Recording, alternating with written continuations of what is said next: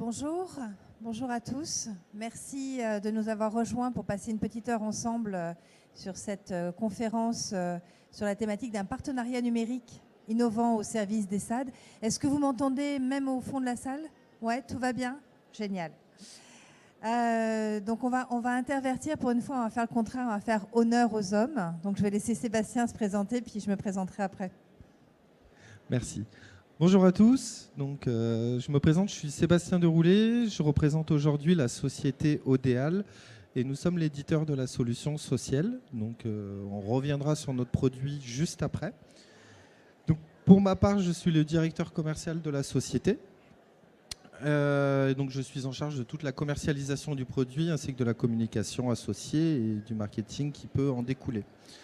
Aujourd'hui, on va vous présenter non seulement la société, le produit Sociel, mais surtout le partenariat Odéal-CIPAD qu'on va essayer de vous détailler dans les grandes lignes tout au long de cette présentation.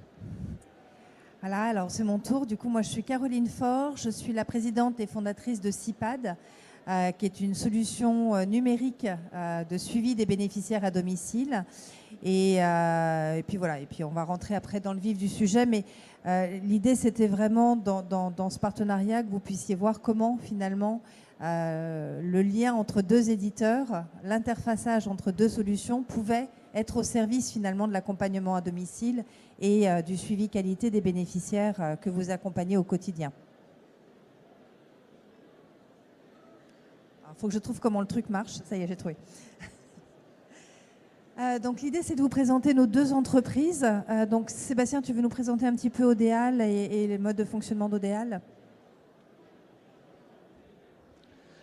Alors Odéal, en quelques mots, nous sommes un éditeur et nous proposons une solution de gestion pour gérer votre activité de service à la personne.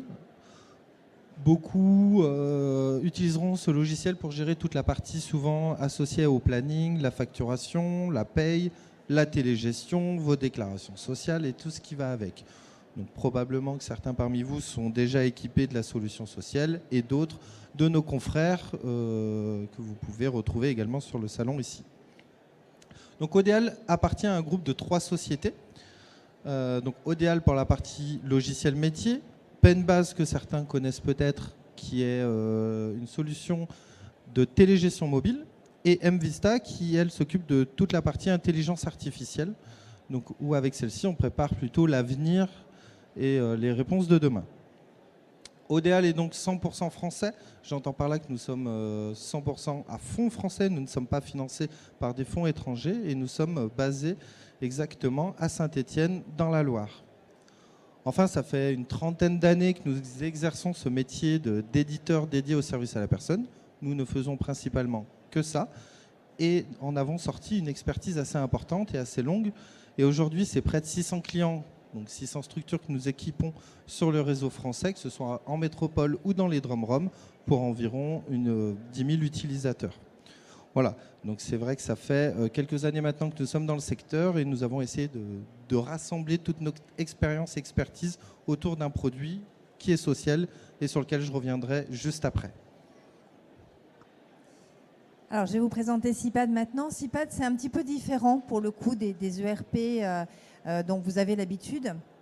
C'est ce qu'on appelle une entreprise innovante ou une start-up, selon ce que vous voulez choisir comme intitulé. C'est une entreprise qui a été créée en 2015 sur un constat de terrain, puisque ce sont des dirigeants de SAD, de services d'aide et d'accompagnement, qui ont créé CIPAD.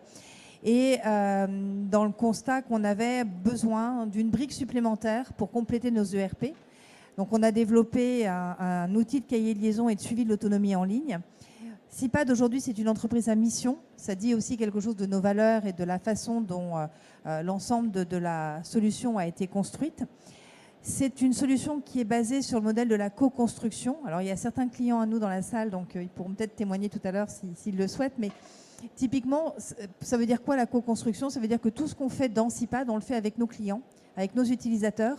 Parce que même si moi je suis dirigeante de services d'aide à domicile, ça c'est mon premier métier, il n'empêche que depuis maintenant quelques années que j'ai créé CIPAD, je ne suis plus dans l'opérationnel, je commence à être un petit peu hors sol, comme on dit, et j'ai besoin de nourrir finalement ma solution de besoins terrain et d'expertise terrain. Donc on s'appuie sur les besoins de nos clients. C'est eux qui font remonter leurs envies d'évolution. Ensuite, on les positionne en roadmap, on fait des appels à candidature pour participer avec des groupes de travail et ensuite on co-construit avec eux. C'est une solution qui est 100% hébergée en données de santé. Alors vous me direz, ça c'est la base quand on fait du suivi de situations à domicile et notamment du suivi des fragilités et vulnérabilités. Et puis c'est une entreprise qui a également un engagement fort, mais ça va aussi avec l'entreprise à mission sur les questions RSE, puisque voilà, on est très vigilant à la façon dont on développe l'applicatif. Est-ce qu'on va avoir une donnée qui va être chronophage? Est-ce qu'on va être très consommateur ou pas? Donc, c'est vraiment des critères qui sont super importants pour nous parce que, voilà, on connaît tous l'époque dans laquelle on est et ça fait partie des choses importantes. On s'est un petit peu présenté en quelques lignes, donc que ce soit nous ou nos sociétés. Et l'idée maintenant, c'est de vous expliquer pourquoi on est là tous les deux et pas séparément avec chacun de nos conférences. Donc tout simplement, nous sommes là pour représenter ce partenariat qui est devenu CIDEAL, et donc vous l'aurez deviné, la contraction de ODEAL et de CIPAD.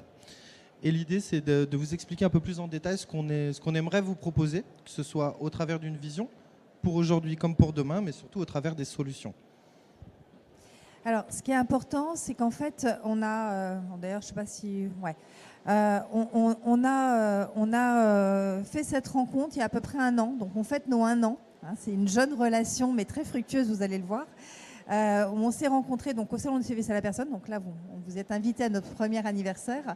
Et en fait, cette rencontre, elle est née sur un fond juridique que vous connaissez, avec pas mal de transformations en cours, et où on s'est dit, mais finalement, il est en train de se passer quelque chose dans ce secteur. On est en train de faire basculer le service à domicile dans un autre univers. Comment nous, éditeurs, on pourrait finalement considérer que nos applicatifs, les données qui rentrent dans nos outils, pourraient finalement être mis en commun pour servir davantage encore nos clients et nos utilisateurs. Et c'est vraiment autour de ces réformes-là et de ce besoin qu'on a identifié d'interfaçage et d'interconnexion qu'on a souhaité aller plus loin et puis le packager avec un nom. Alors, ça ne veut pas dire qu'il y a une création d'une autre entité ou que les deux entités se sont mariées. C'est simplement que pour clarifier les choses et dire que voilà, il y a ODEAL d'un côté, il y a CIPAD de l'autre, et ensemble, on crée finalement un produit interconnecté qui s'appelle CIDEAL et qui peut aller plus loin. Alors, pour revenir un petit peu donc sur ce partenariat, comme expliquait Caroline, l'origine de nos échanges, à la base, ont été portés sur le Ségur du numérique. Donc, en quelques mots, le Ségur du numérique, Ma Santé 2022-2025, c'est tout simplement le rapprochement du médico-social avec le médical, en passant par le social. Et l'idée, c'est que demain, tous vos outils métiers, que ce soit social ou un autre, vont devoir communiquer avec mon espace santé, qui intègre le DMP et tous les services socles qui vont être imposés par l'État. Donc aujourd'hui, ce Ségur du numérique va imposer un certain nombre de changements, un certain nombre d'exigences, pour réutiliser les bons termes, qui vont être intégrés à vos logiciels métiers. Et nous, en tant qu'éditeurs, il a fallu qu'on apporte une évolution, une réponse à ces changements. Et on a décidé, plutôt que de le faire chacun de notre côté, de co-construire cette réponse-là. Et c'est pour ça qu'ODEAL et CIPAD ont finalement collaboré pour sortir une solution simplifiée qu'on a du coup nommée autour du périmètre CIDEAL. Donc la première approche a bien été du Ségur du numérique, mais on ne s'en est pas arrêté là et on va essayer de découvrir avec vous jusqu'où va nous porter cette collaboration et comment on la voit pour la suite. Alors, sachant qu'il y a plusieurs réformes en cours. La première, celle dont on a tous entendu parler et qui commence certainement à se dessiner pour vous, c'est celle du Ségur de la santé. Avec, alors je le rappelle rapidement, en fait, c'est l'imposition par l'État qui est faite aux éditeurs de logiciels de se mettre en conformité en développant des briques et des API pour aller se connecter à des briques fonctionnelles qui ont été développées par l'État et qui s'appellent les services socles. Dedans, on va trouver la messagerie données de santé, l'INS, qui est l'identifiant national d'identification des bénéficiaires, la CPS pour reconnaître le professionnel et savoir de quelle structure il est et qui il est. Et puis, bien évidemment, le dossier médical partagé, le fameux DMP qui a été rebaptisé Mon Espace Santé, qui, à travers le travail que vous allez fournir au quotidien auprès des bénéficiaires, va se retrouver alimenté d'informations qualifiées. Plus ou moins poussées selon les outils que vous utilisez et selon le périmètre finalement de l'intervention que vous avez à domicile. Donc ça, c'est le premier socle qui a généré notre rapprochement, où on s'est dit, bon, c'est très bien, on va tous s'interfacer avec ces briques-là, mais est-ce qu'on ne pourrait pas aller plus loin? Parce que finalement, ce qui nous intéresse quand même dans l'idée du parcours de vie du bénéficiaire, c'est de pouvoir communiquer avec le médecin un certain nombre d'informations. Et puis on s'est dit, finalement, la suite logique du Ségur, c'est le service autonomie. Alors, on ne va pas parler des services autonomie plus avant parce que le décret n'est pas sorti, donc pour l'instant, c'est quand même un flou artistique total. Donc on ne sait pas exactement quand, comment, voilà, on pourra en reparler quand on aura les idées un peu plus claires. Mais en tout cas, ce qui est certain, c'est qu'il y a une volonté d'orienter progressivement les SAD à se rapprocher plus ou moins fortement de SIAD, voire à en créer, parce qu'on n'est pas tout à fait à équilibre, hein, c'est 10 000 SAD contre 2200 SIAD. Donc il y a quand même un joli delta dans l'histoire. Et puis, avec Sébastien, on s'est dit, bon, ça c'est très bien. Le Ségur, tout le monde sait à peu près, parce que ça fait un petit moment qu'on en parle. Service autonomie, on ne sait pas trop encore ce qu'il y a, donc ça ne sert à rien de se faire peur, on verra bien au fur et à mesure. Par contre, il y a une réalité qui est là tout de suite maintenant importante pour vous, qui est celle de l'évaluation. Alors, je ne devrais pas dire évaluation externe, parce que dans la réforme, il n'y a plus le mot externe, mais cette fameuse évaluation gérée par un auditeur externe et qui va venir vérifier vos points de concordance avec l'attendu, loi d'adaptation de la société au vieillissement, mais surtout, parce que c'est vraiment ça le sens de la réforme, c'est maintenant les critères de la haute autorité de santé. Ça va dans le même sens que le Ségur, c'est-à-dire qu'avant, dans le monde d'avant, nous, alors je vais me mettre dans le pool, parce que je suis dirigeante de SAD aussi, donc pour ceux qui sont dirigeants de SAD dans la SAD, je vais prendre la casquette de dirigeant. Pour le coup, quand on est, jusqu'à présent, on faisait partie du social, du serviciel et un petit peu récemment avec la loi d'adaptation de la société au vieillissement, du médico-social. C'était l'étape dans laquelle on nous avait gentiment amenés. Et puis là, on s'aperçoit avec cette évaluation externe que finalement maintenant, on commence à se mettre un pied vraiment dans le sanitaire, puisqu'on a la haute autorité de santé qui vient nous donner des critères qui sont les mêmes critères que ceux d'évaluation d'une clinique, d'un hôpital, d'un cabinet médical. Donc, on voit bien à quel point les mondes se rapprochent quand même, hein. Et on s'est dit, mais finalement, dans ce partenariat entre ODEAL et CIPAD, peut-être qu'on pourrait réfléchir aussi à comment vous permettre d'aller plus vite sur vos points de conformité avec l'évaluation externe, parce que réellement, c'est le premier sujet qui doit vous intéresser. Le Ségur, ça se fera, parce que de toute façon, c'est nous qui allons vous ouvrir les accès et vous y serez. Service autonomie, mais encore une fois, on verra. Par contre, l'évaluation externe, pour les premiers d'entre vous, c'est juin 2023. Donc là, c'est maintenant, finalement. Et c'est plutôt ça qui retient aujourd'hui notre attention, parce que c'est ce qui va être concret pour vous dans l'usage et dans la mise en application, finalement, des critères de qualité et de suivi de vos bénéficiaires. Pour compléter un petit peu ce que dit Caroline, vous l'avez compris, aujourd'hui, vous êtes à peu près tous, en tant que structure d'aide à domicile, équipés d'un logiciel métier. Pour certains, vous avez déjà probablement la télégestion mobile. Et même pour certains, vous avez déjà peut-être même CIPAD. Sauf que petit à petit, on vous demande de vous équiper toujours de plus en plus d'outils, avec toujours une gestion de la donnée qui est de plus en plus compliquée. Aujourd'hui, nous, ce qu'on essaye de proposer, c'est d'avoir une idée d'approche ouverte, un logiciel ouvert. Autrement dit, votre donnée, elle vous appartient. Qu'elle soit dans mon logiciel ou dans la solution de Caroline, ça doit être la même donnée. Et en fait, aujourd'hui, c'est ce qu'on essaye de vous apporter, c'est que finalement, votre usager, qu'il soit à droite ou à gauche, ce soit le même et que vous n'ayez jamais besoin de le ressaisir. Ça, c'est un exemple, évidemment, parmi tant d'autres. Mais c'est surtout qu'aujourd'hui, deux éditeurs, qui sont deux sociétés différentes, nous n'avons pas de part chez CIPAD. CIPAD n'a pas de part chez nous. Pourtant, nous sommes connectés et nous allons exploiter votre donnée pour vous permettre de mieux gérer votre structure. Et c'est ça qu'on essaye de mettre en avant.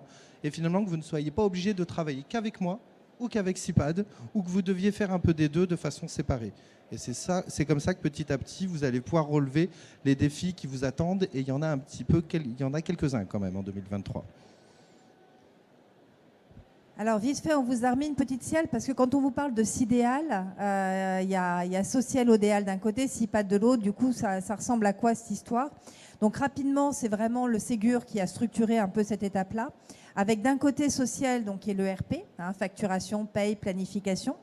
De l'autre côté, CIPAD, qui est le suivi des bénéficiaires, avec tout ce qui est évaluation des fragilités, vulnérabilités, suivi de l'autonomie, de la dénutrition. Enfin, voilà, c'est vraiment toute la brique suivie à domicile. Et puis, il y a les obligations que tous les éditeurs ont d'aller s'interfacer j'allais dire au tarif socle, n'importe quoi, au service socle, pardon, du Ségur. Donc on a INS, messagerie données de santé, Mon Espace Santé DMP, ProSanté Connect, etc. Et donc CIPAD, ODEAL, de chaque côté se sont plugués à ces fonctionnalités-là. Et donc du coup, permettent d'un logiciel à l'autre d'avoir tout cet environnement connecté au Ségur et donc toute cette mise aux conformités qui se fait de façon naturelle pour vous. Juste pour préciser, pour revenir sur le déploiement de ce périmètre-là, il faut savoir qu'aujourd'hui, ça reste quand même le rôle de votre éditeur de vous guider. Donc probablement que ce soit chez nous ou chez les autres, on essaye, tout éditeur compris, de vous informer, de vous orienter.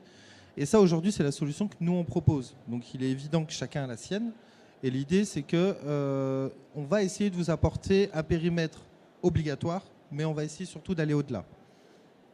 Oui, c'est surtout ça qui est important, hein, c'est qu'il y a le minimum syndical sur lequel on pourrait se cantonner en se disant, bon, très bien, on a fait le job, on a coché les cases et puis on peut avoir le petit logo DMP compatible sur nos outils.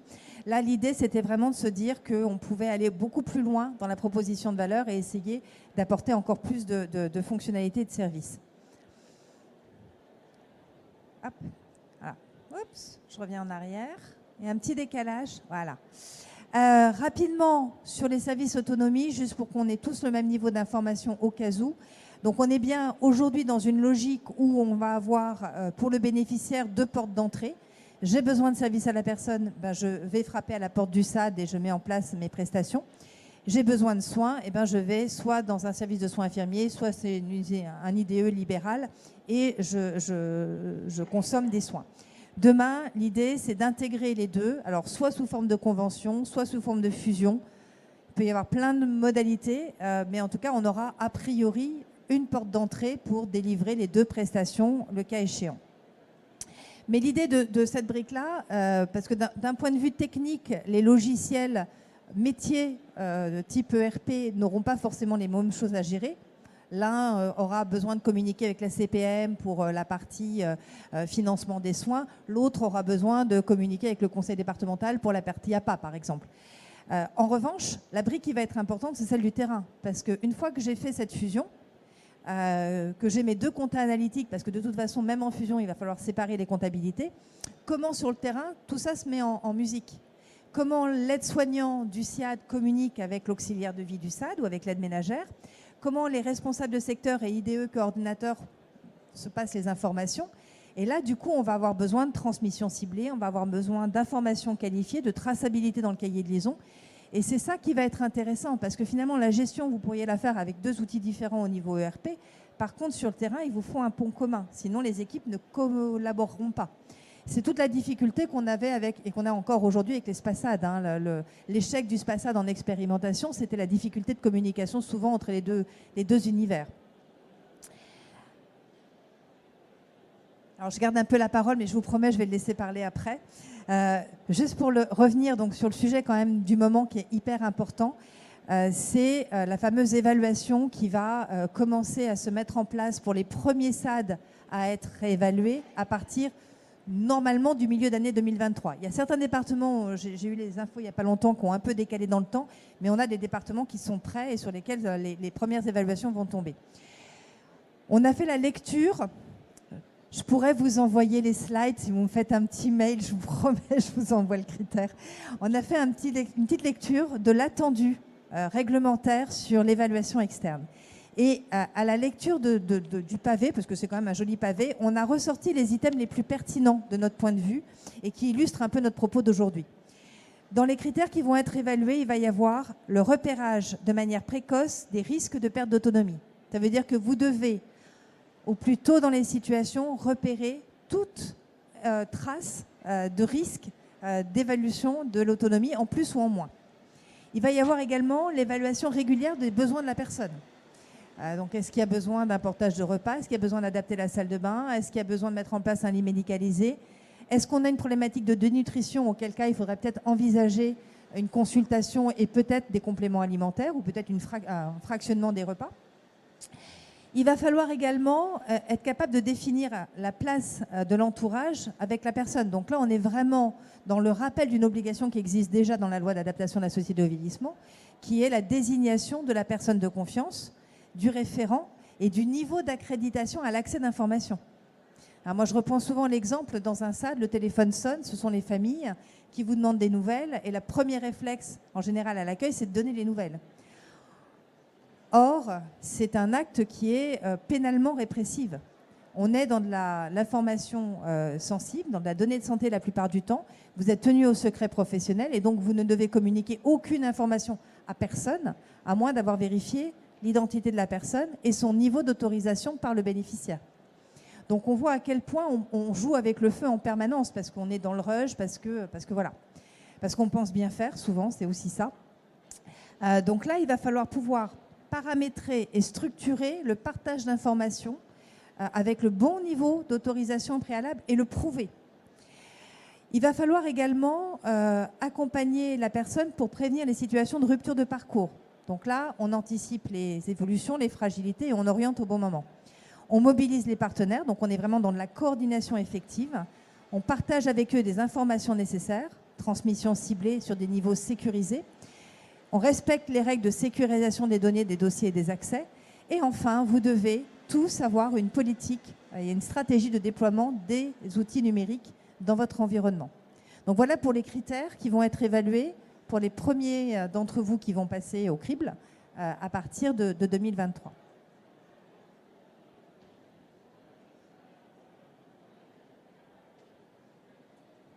Alors, on vous a fait une petite surprise. On a travaillé un petit peu avec les équipes de Sébastien. On a revisité une vidéo. Alors, pour certains de mes clients, ils la connaissent déjà parce que c'est la vidéo qui sert de démo à CIPAD. Mais là, on vous a montré comment elle allait s'intégrer dans l'interfaçage avec Odéal et comment, du coup, tout ça pouvait se mettre en musique sur le terrain au quotidien pour vous et vos équipes terrain. On vous laisse regarder. C'est bon ?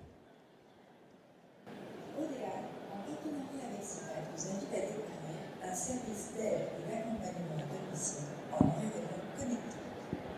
Dans le cadre de ses missions d'établissement médico-social, le SAD doit travailler en étroite coopération avec les autres professionnels de son territoire.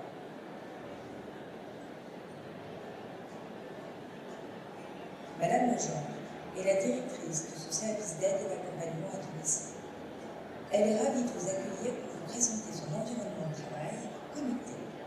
En effet, pour répondre à ses obligations réglementaires, valoriser ses collaborateurs et améliorer le suivi de ses bénéficiaires, elle a choisi de passer au numérique.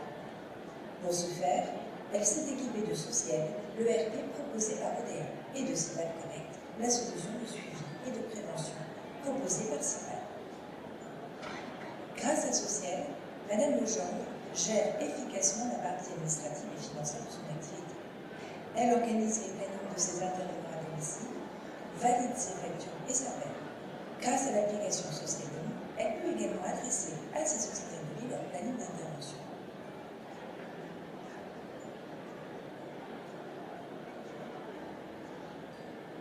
Parallèlement, pour compléter ses tâches organisationnelles et administratives, les auxiliaires de vie de Madame Legendre ont été formés à l'utilisation de CIPAD Connect.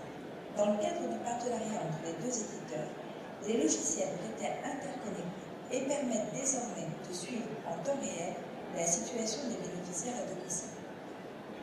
Pour vous faire découvrir l'application CIPAD Connect, l'ALA vous invite à la suivre pour vous montrer comment CIPAD s'est intégré dans sa pratique professionnelle quotidienne. L'ALA, auxiliaire de vie, se rend chez Martine d'Orléans. Elle badge pour signaler sa présence. Elle aide Madame d'Orléans à se laver et s'habiller. Elle l'assiste pour sa toilette. À la fin de son intervention, l'ALA prend un temps avec Madame d'Orléans pour remplir son cahier de liaison. Elle peut y accéder sur différents supports. Sur CIPAD, l'ALA a accès au dossier de ses bénéficiaires ainsi qu'à un espace de formation en ligne. Chaque dossier comprend plusieurs fonctionnalités. Par exemple, le cahier de liaison lui permet de consigner les tâches effectuées sur un environnement sécurisé.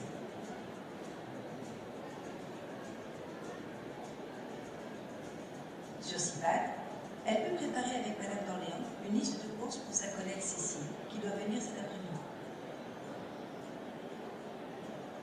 À chaque intervention, elle prend le temps de compléter avec Madame d'Orléans son état général. Son fils, qui est son proche aidant désigné, pourra ainsi suivre la situation en temps réel.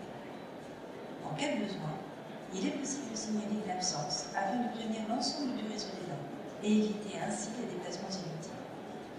Depuis quelque temps, Leïla a observé que Madame d'Orléans rencontre des difficultés. Elle dort mal, n'a plus d'appétit et ses déplacements sont difficiles. Leïla décide de tracer sur ses pages les indicateurs de fragilité qu'elle a repérés. Si elle le trouve nécessaire, elle peut également préciser la situation en faisant une transmission à sa collègue ou à son encadrement. Leïla clôture sa prestation en action sur Social 2. Pendant ce temps-là, les équipes support peuvent suivre la situation en temps réel grâce au tableau de bord de CIPAD. CIPAD communique également les informations importantes avec le fils de Mme Dornier et les partenaires du territoire. Pour les proches aidants, c'est rassurant de pouvoir suivre en temps réel la situation et de nous contacter le SAD en cas de besoin. Pour les bénéficiaires, c'est rassurant et sécurisant de pouvoir compter sur des professionnels qualifiés.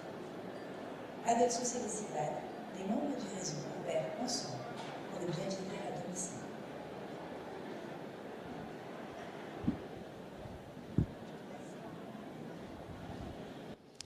Merci. Donc, cette petite vidéo était là pour essayer de vous mettre un peu en évidence le quotidien dont vous allez pouvoir, comment vous allez pouvoir le gérer avec les différents outils.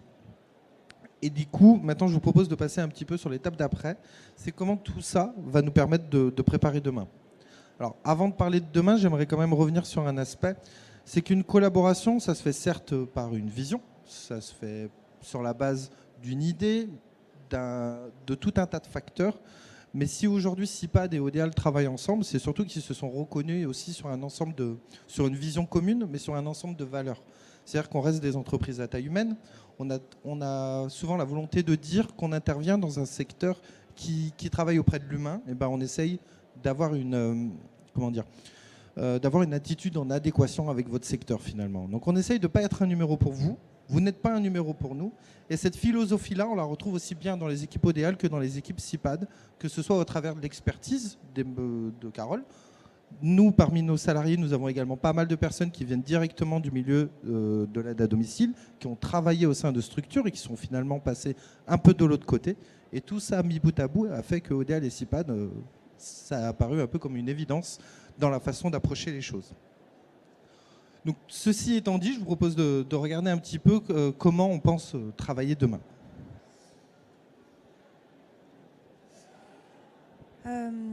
Alors, on l'a vu, il y a pas mal de réformes là, qui vont arriver, l'évaluation des ESMS, les services autonomie, le Ségur de la santé. Donc l'idée, c'est aussi de se dire que finalement, aujourd'hui, dans les services d'aide à domicile, vous avez énormément de données au quotidien qui ne sont pour la plupart jamais traitées. Des données qui sont détenues par les auxiliaires de vie, par les aides ménagères, qui sont souvent relayées, mais malheureusement un peu tardivement auprès des encadrants. Et l'idée, c'était de se dire, mais finalement, toutes ces données qui ne nous appartiennent pas à nous, éditeurs, qui ne vous appartiennent pas non plus et qui sont les données de vos bénéficiaires, comment est-ce qu'on pourrait essayer de les récupérer, de les analyser pour vous les redonner, mais de façon lisible, interprétable et surtout pour que ça devienne véritablement un outil de pilotage au service de votre performance et de l'accompagnement des personnes pour lesquelles vous intervenez au quotidien. Et je pense que c'était surtout ça la réflexion parce que la problématique souvent de la difficulté des éditeurs à s'interfacer les uns avec les autres et donc la limite finalement du périmètre de l'outil de départ, c'est souvent fondé sur l'idée que la donnée appartient à l'éditeur et que pourquoi la partager avec un concurrent ou avec quelqu'un qui ferait une prestation complémentaire. Là où nous, on s'est vraiment dit dès le départ, mais finalement, ce n'est pas notre donnée et cette donnée, il faut absolument qu'elle vous serve et qu'elle serve l'accompagnement des publics fragiles. Alors on a essayé de représenter un petit peu par un schéma assez rapide concrètement ce que vous allez pouvoir gérer sur nos outils. Donc sur la partie CIPAD, on va avoir évidemment le dossier social qui va nous emmener au cahier de liaison, qui nous permettra de suivre l'autonomie et enfin de coordonner et d'assurer un lien avec les familles. Ceci va être rassemblé et connecté à Social qui lui vous aura permis au préalable évidemment de planifier, de corriger et d'ajuster cette planification sur la base de ce qui s'est réellement passé sur le terrain et de votre outil de télégestion. Et évidemment, de facturer et de générer votre paye automatiquement sur la base des éléments que vous aurez validés. Tout ça dans un environnement global avec des modules type suivi des événements qui vous permettront notamment de tracer toutes les réclamations et les demandes de vos clients. Et bien tout ça, la donnée finalement ne sera ni à droite ni à gauche, mais elle va être bien mise au milieu. À la base, elle était a priori dans Social, voire dans CIPAD, puisque certains utilisent d'ores et déjà CIPAD et pourtant ils n'ont pas Social ou peut-être même pas de logiciel métier. L'idée, c'est bien de remettre ça au milieu et qu'aujourd'hui, tout ce cercle finalement devienne votre cycle de vie quotidien et vous permettre de répondre à tous les enjeux, comme on l'a expliqué, le Ségur du numérique, les services autonomie, l'évaluation, qu'on ne dira pas externe puisque ça a été supprimé. Oui, et puis sans oublier aussi la question du RGPD, parce qu'on parle de réformes en cours et à venir, mais il y en a quand même une déjà qui a été mise en place, puisqu'on a un RGPD qui a été validé en 2018, applicable en 2019 aux ESMS entre autres, mais qui précise quand même que le cahier papier, pour être réglementairement légal, doit être verrouillé avec seules les personnes habilitées à accéder qui pourraient effectivement le consulter. Or là, on voit bien à quel point on est quand même dans une logique un peu schizophrène où on fait faire des choses à des professionnels en consignant dans le cahier de liaison tout ce qui se passe au domicile pour que finalement personne ne le lise jamais ou quasiment jamais, avec un véritable risque pénal pour les dirigeants de structure, parce qu'on a la chance d'être en France et pas aux États-Unis, mais globalement, l'histoire pourrait peut-être nous rattraper aussi. Et quand on a une auxiliaire qui, dans un cahier papier, consigne une problématique avec un risque imminent pour le bénéficiaire et que ce n'est pas relayé derrière, ça engage la responsabilité de l'équipe support et de la structure. Donc l'idée, c'est vraiment comment est-ce qu'on peut optimiser votre activité sur la partie gestion d'établissement, parce que voilà, il faut que vous soyez optimal sur cette partie-là, mais comment on peut vous aider aussi à gagner en qualité et en confort de travail sur la partie terrain, parce que c'est peut-être là où finalement on a encore de la marge de manœuvre. C'est autant vous allez être bon sur le recrutement de vos équipes, sur la qualification de vos équipes terrain et sur la qualité de vos prestations délivrées, autant sur tout le suivi de la donnée et l'utilisation de ces données pour améliorer les prises en charge. Là, il y a un vrai gap et il y a un vrai besoin d'optimisation de pratique. Est-ce que vous avez des questions sur ces éléments de présentation ?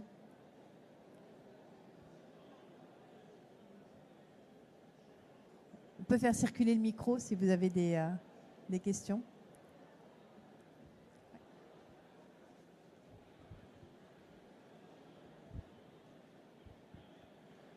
Bonjour, merci pour votre présentation et ces informations. Je me présente Charles Barre, je suis un doctorant et un entrepreneur dans les objets connectés AI au CNRS sur le jumeau numérique. Ma question est la suivante. Vous dites que vos logiciels, donc en commun, là, votre plateforme, permet d'avoir des risques, d'analyser des risques de manière précoce sur la perte d'autonomie et ensuite de définir une stratégie sur la numérisation. Quid des données de santé, puisque vous avez migré du social en médico-social et sur le sanitaire? Quelle est l'intégration et la place de ces données de santé et plus tard, sur la place des algos en AI, sur la prévention, la prédiction? Alors, c'est pas plus tard, c'est déjà maintenant en fait. Donc, c'est une excellente question. En réalité, quand je vous explique que les données terrain, finalement, elles peuvent être resservies aux professionnels pour les aider, les aiguiller dans leur prise de position, dans leur choix d'intervention, c'est parce que derrière, on a des algorithmes qui sont développés. On travaille avec le CNRS, entre autres, avec 2 laboratoires de recherche et 2 universités à Tours et Orléans, sur l'analyse de ces données. Parce qu'en fait, on s'est aperçu, et moi je pense qu'il faudrait vraiment qu'on valorise ce volet-là, on s'est aperçu que finalement, les compétences des auxiliaires de vie étaient juste géniales en matière d'interprétation de la situation des personnes qu'elles accompagnent. Avec les informations qu'on recueille aujourd'hui sur l'applicatif, on est capable par exemple de reproduire le GIR de la personne. Et qui dit reproduction de GIR peut dire anticipation demain de l'évolution du GIR. Et donc finalement, toutes ces données qui sont des données relativement simple, c'est est-ce qu'elle a mangé, est-ce qu'elle n'a pas mangé, est-ce que j'ai aidé à une toilette alors qu'hier elle se lavait toute seule. Tous ces indicateurs qu'on va venir consigner dans l'applicatif vont permettre aux algos qu'on développe par ailleurs de comparer la situation aujourd'hui avec la situation hier et de commencer à anticiper finalement ce qu'elle sera demain. Et à partir du moment où on travaille ce volet-là, on s'aperçoit qu'on a une richesse incroyable en termes de données et qu'on peut commencer à réfléchir en matière de prédiction. Alors, il y a deux sujets. Il y a la prédiction, finalement, où il y a l'aide. Alors, j'aime pas utiliser le mot diagnostic parce qu'on n'est pas en santé, mais finalement, c'est un petit peu ça. C'est comment est-ce qu'on va aider le professionnel à évaluer la situation et demain, du coup, à lui permettre de savoir quelle réaction et quelle proposition de valeur il va falloir faire pour éviter un risque, une rupture, une hospitalisation. Et ça, ce qui est génial, c'est qu'aujourd'hui, toutes les infos, vous les avez déjà. Il n'y a pas besoin de changer votre pratique. Ce que vous faites est déjà juste génial. Par contre, il faut pouvoir recueillir ces informations, les structurer, les analyser, savoir comment on les croise et pour quelle finalité, et puis vérifier les modèles. Donc c'est toute la partie, la recherche pour le coup, qui est hyper importante, pour que derrière, on puisse considérer que le retour d'information est fiable. Donc il y a deux étapes, ça c'est peut-être important et même pour nos clients aujourd'hui, hein, c'est qu'il y a une première étape qui est vraiment la collecte de données, où on a besoin d'avoir pas mal d'utilisateurs pour vérifier finalement que les données qu'on recueille sont bonnes. Et puis après, il y a tout le travail d'analyse de la donnée, de croisement, de vérification pour qu'enfin on puisse vous la retransmettre. Le risque, si on allait trop vite, ce serait de crier à Pierre et le loup et de vous alerter alors qu'en fait, voilà, il n'y a pas de problématique. Parce que si on le fait une fois, on le fait deux fois, on le fait trois fois, la prochaine fois quand on va vous alerter sur une situation et qu'il y a réellement un problème, ben vous allez minimiser l'information parce que les trois premières fois, ça n'a pas marché. Donc l'idée, c'est vraiment que les modèles soient suffisamment fins pour qu'au moment où on va faire de la prédiction ou de l'alerte en réévaluation, ben on soit persuadé que c'est le bon moment, le bon indicateur et que le signal est le bon. Merci. Ça répond à votre question ? Oui.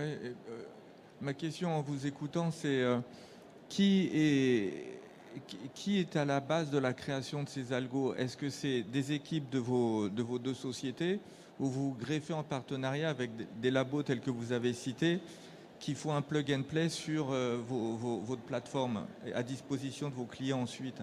Alors en fait, ce sont nos propres algos, mais on travaille pour les créer avec deux laboratoires, un qui est spécialisé en cybersécurité et éthique en santé, et un deuxième laboratoire de mathématiques appliquées et informatique.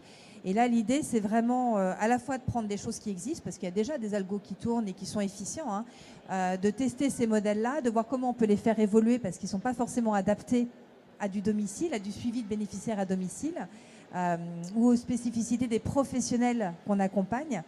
Et donc, de fait, ça demande aussi de reconstruire ou de développer plus avant des algos. La dernière question avant de passer la parole à l'auditoire, c'est est-ce que vous avez prévu l'intégration de ICOP, l'équipe toulousaine, qui est un standard mondial sur la fragilité? C'est une très bonne question aussi. On va refaire une deuxième conférence, juste sur les questions scientifiques du coup. Mais en fait, il y a un truc qui me titille moi depuis longtemps, c'est l'histoire de la grille Agir. Parce que cette grille Agir qui fait consensus, elle va à personne. Elle ne prend pas en compte suffisamment les problématiques cognitives. Enfin, voilà, il y a plein de trous dans la raquette. On le sait, quand on a mis l'algorithme sur CIPAD. Clairement, on s'est dit c'est pas possible. C'est comme ça qu'on évalue aujourd'hui l'autonomie des seniors et des personnes handicapées. Parce que pour la petite histoire, pour ceux qui ne savent pas, il y a plein de questions qui ne servent pas au calcul du résultat. Donc on les pose, mais on ne sait pas pourquoi, par exemple. Et du coup, effectivement, il y a pas mal de modèles, dont celui de Toulouse, qui font consensus pour une partie des équipes sur une évaluation plus fine. Et peut-être que ça peut être de bons modèles à tester. Peut-être que finalement, c'est peut-être pas ces modèles-là qui resteront à la sortie. Peut-être que c'est un hybride entre ces modèles-là et d'autres. En tout cas, nous, on est en phase de test et on tente des trucs avec... Pas uniquement d'ailleurs avec ce modèle d'analyse, on en a d'autres, notamment, j'ai plus le nom en tête, mais quelque chose qui a été développé dans des équipes médicales dans le nord de la France également. Et l'idée, c'est vraiment d'essayer de trouver, peut-être en agrégeant l'ensemble des modèles, un modèle qui pourrait vraiment être complet et vraiment aborder l'ensemble des situations de perte d'autonomie. Parce que c'est quand même, là pour le coup, sur le suivi de l'autonomie, c'est un peu, si vous êtes Alzheimer mais que vous courez le marathon, vous êtes relativement autonome finalement aux yeux de la grille Agir. C'est un peu ça l'idée. Par contre, on est sorti de chez soi, mais on ne sait plus comment y revenir et ça, tout le monde s'en fiche, c'est pas très grave. Donc c'est comment finalement on arrive à améliorer tout ça. Et ce que je trouve intéressant dans le partenariat avec Social, pour revenir sur la thématique de cette conférence, c'est que nous, tout seuls, on ne peut pas faire grand-chose parce que, alors, on a de la donnée et heureusement, on a des clients aujourd'hui qui ont fait le choix de prendre CIPAD sans interfaçage avec le RP. Je salue Josiane ici parmi nous. Mais typiquement, on a besoin de beaucoup de données pour vérifier nos modèles. Et du coup, le fait de pouvoir avoir un vrai partenariat avec un éditeur de RP, c'est génial aussi parce que ça montre leur engagement au service aussi de la prévention pour qu'on puisse du coup monter aussi en charge, avoir plus de données, pouvoir récupérer de façon plus automatique des données administratives, mais qui sont tout aussi importantes, parce que savoir s'il y a un isolement géographique avec les familles, savoir quel est le réseau de partenaires qui intervient, savoir quel est le taux d'APA qui a été pris en charge, c'est des données qui impactent aussi nos modèles. Et donc on voit bien finalement que la synergie entre éditeurs, elle sert aussi la prise en charge de la perte d'autonomie à domicile et les actions de prévention que vous pouvez mettre en place. Merci.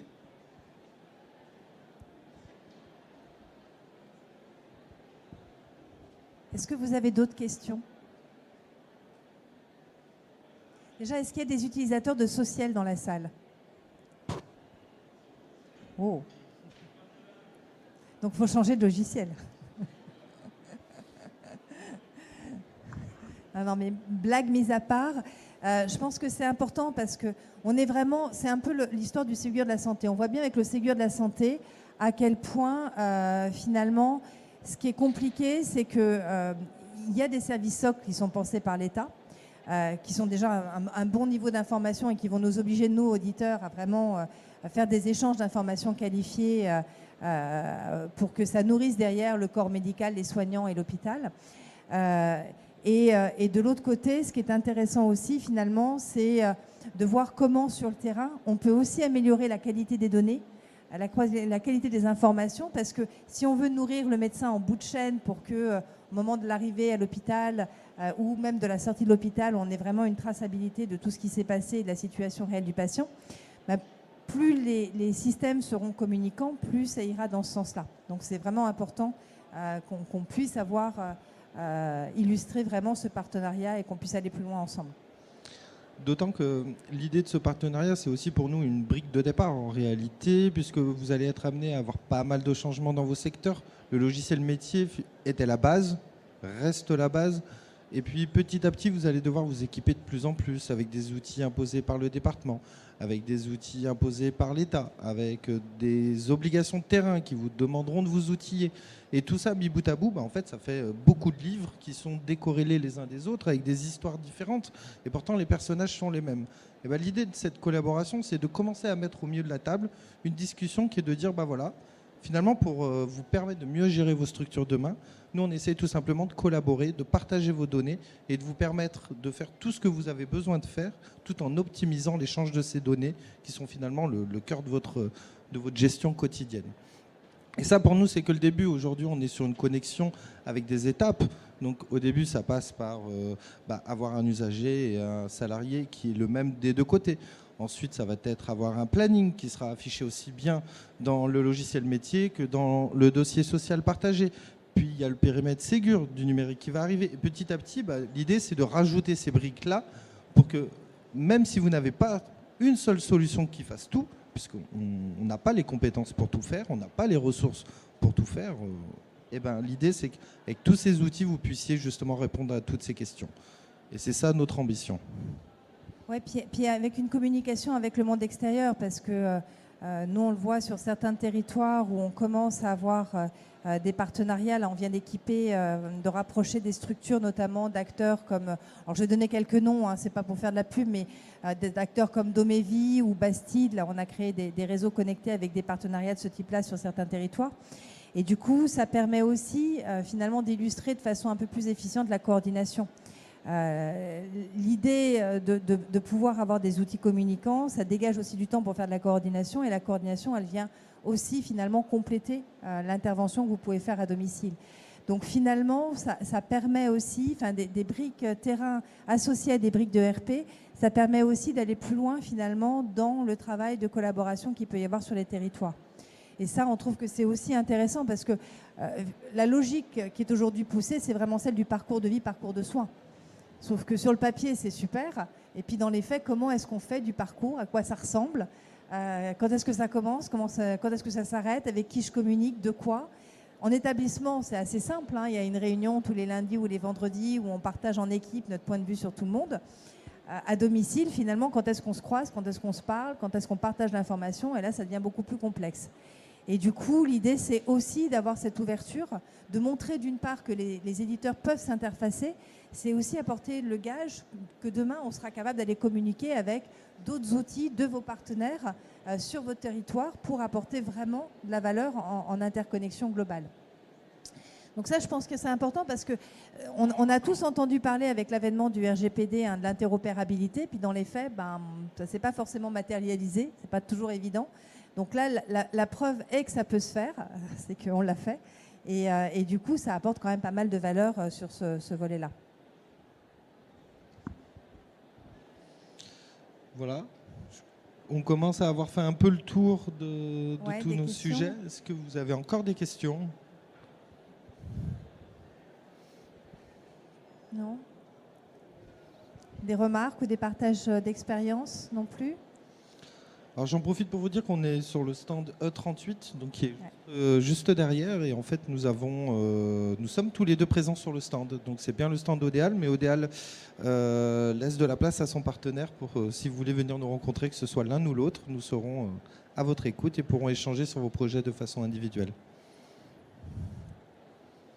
Merci. Merci à tous.